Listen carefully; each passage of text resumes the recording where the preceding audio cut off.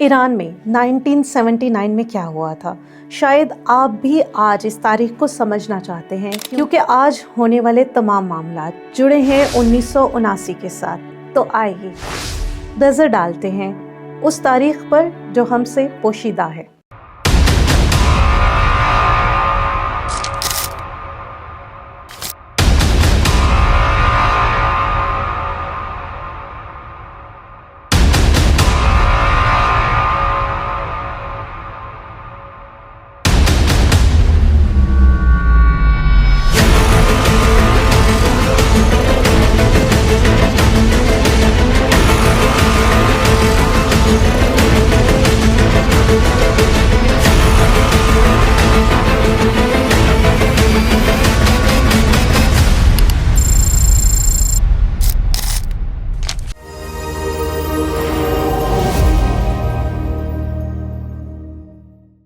उन्नीस ईरान की तारीख का एक अहम साल था। इस साल ईरान में एक ऐसा इनकलाब आया जिसने बादशाहत का खात्मा कर दिया और ईरान से इस्लामी जमहूरिया ईरान बन गया, जो कि आज तक कायम है। लेकिन अब ऐसे लगता है कि जैसे कुछ मुश्किलात हैं और जमहूरियत खतरे में नजर आ रही है, क्योंकि गुज़िश्ता रोज़ हमने एक खबर देखी कि ईरान के गुज़िश्ता वली अहद का बेटे अमरीकी सदर से मिलना चाहते हैं। दो की ये मुलाकात नहीं हो पाई, लेकिन इसका कुछ ना कुछ राब्ता तो है जो आज तक के साथ मिला हुआ है। 1979 से पहले ईरान में शाह मोहम्मद पहलवी की हुकूमत थी। शाह के दौर की नुमाया खसूसियात थी, जैसे उनके मगरिब के साथ ताल्लुकात बहुत कुशादा थे। ये करीबी इत्तेहाद ईरानी शहरियों को काबिल कबूल नहीं था। तेज़ रफ्तार जदीदियत और मगरबी तर्ज़ अमल ज़िंदगियों को मुश्किल बना रहा था। वहीं सख्त खुफिया इदारे भी बहुत सरगर्म दिखाई देते थे। अमीर और गरीब के दरमियान एक फ़र्क था जो मुसलसल बढ़ता चला जा रहा था। अगरचे ईरान माशी तौर पर तरक्की कर रहा था, मगर अवाम की बड़ी तादाद खुद को नज़रअंदाज और दबाव में महसूस कर रही थी। आपके दिमाग में ये सवाल होगा कि इनकलाब कैसे आया। ईरान के इनकलाब की बहुत सी वजूहात थी। सियासी जबर और आमरियत जिसकी सबसे बड़ी बुनियाद थी। ईरान में सियासी जमातों पर पाबंदी थी। लोग मुजाहिरे नहीं कर सकते थे और अपनी आवाज़ नहीं उठा सकते थे। इजहारे राय की आज़ादी नहीं थी।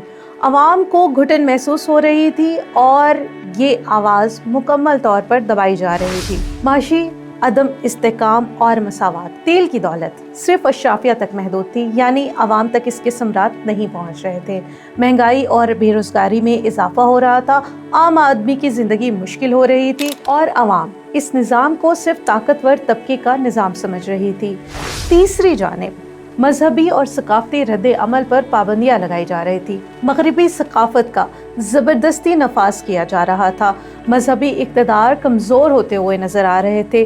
उल्मा और दीनी तबकात से ताल्लुक़ रखने वाले लोगों को मुल्क बदर किया जा रहा था, और यही सबसे बड़ी वजह थी जिसके बाइस इस इनकलाब ने हर शहरी के दिल में जगह बना ली। हम कुछ बात करते हैं गैर मुल्की असर रसूख के, जो कि चौथा अहम सबब था ईरान में तब्दीलियों के हवाले से। शाह को अमेरिका की शदीद हमायत हासिल थी। 1953 में अमेरिका ने शाह को इक़्तिदार में बहाल किया था। अवाम ने शाह को अमरीकी कठपुतली समझना शुरू कर दिया।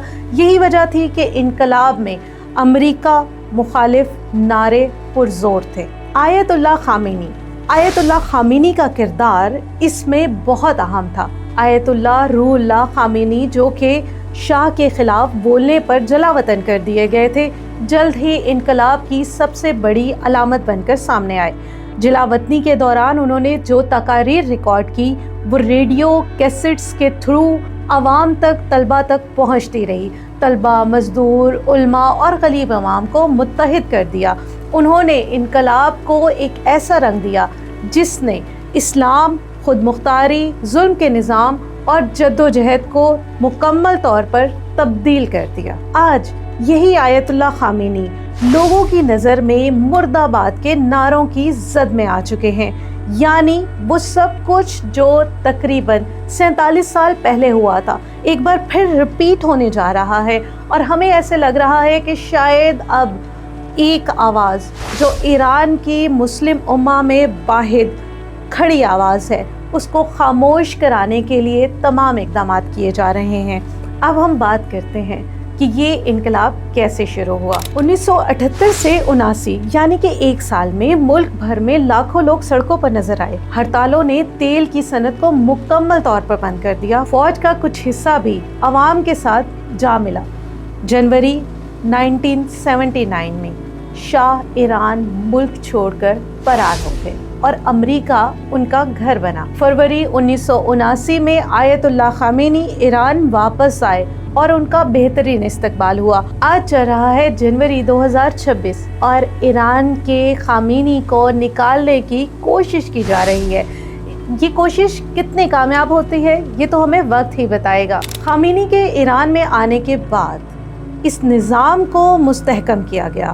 1979 میں ایران میں ریفرنڈم کروائے گئے۔ سوال یہ تھا کہ کیا ایران اسلامی جمہوریہ بننا چاہتا ہے؟ جواب میں 98% لوگوں نے کہا کہ ایران اسلامی جمہوریہ بننا چاہتا ہے۔ سپریم لیڈر ایران کے سب سے طاقتور ترین عہدہ بن گیا۔ اسلامی قوانین کو نافذ کیا گیا۔ امریکہ اور مغرب ممالک کے ساتھ تعلقات میں کشیدگی آئی۔ ایران کے اوپر جوہری پابندیاں لگائی گئی، وہیں ایران کی تیل پر بھی پابندی لگائی گئی۔ پاسدارانہ انقلاب یعنی IRGC کی مستحکم کیا گیا۔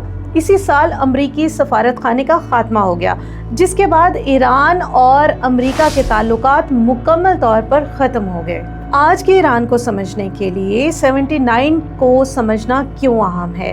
آج کے ایران میں احتجاج، پابندیاں، امریکہ سے دشمنی، اندرونی سیاست اور کشیدگی تو شامل ہے، لیکن یہ سب کچھ 79 کے انقلاب کی طرح نہیں ہے۔ شاید عوام اس بات پہ ربط قائم نہیں کر پا رہے کہ آج کا انقلاب شاید ان کی زندگیوں کو ٹیمپریری طور پر تو بدل سکتا ہے، لیکن یہ لانگ لاسٹنگ ممکن نہیں ہوگا۔ یہاں 79 کے ایران کا 2026 کے ایران سے ایک تقابلی جائزہ پیش کیا جا رہا ہے۔ 79 کا نظام بادشاہت کے خلاف تھا۔ عوام کے مطالبات آزادی، انصاف، خود مختاری اور معیشت کے گرد گھوم رہے تھے، جبکہ آج لوگ بادشاہت کا خاتمہ نہیں چاہتے، بلکہ شاید خامنئی کی حکومت کو گرانا چاہتے ہیں۔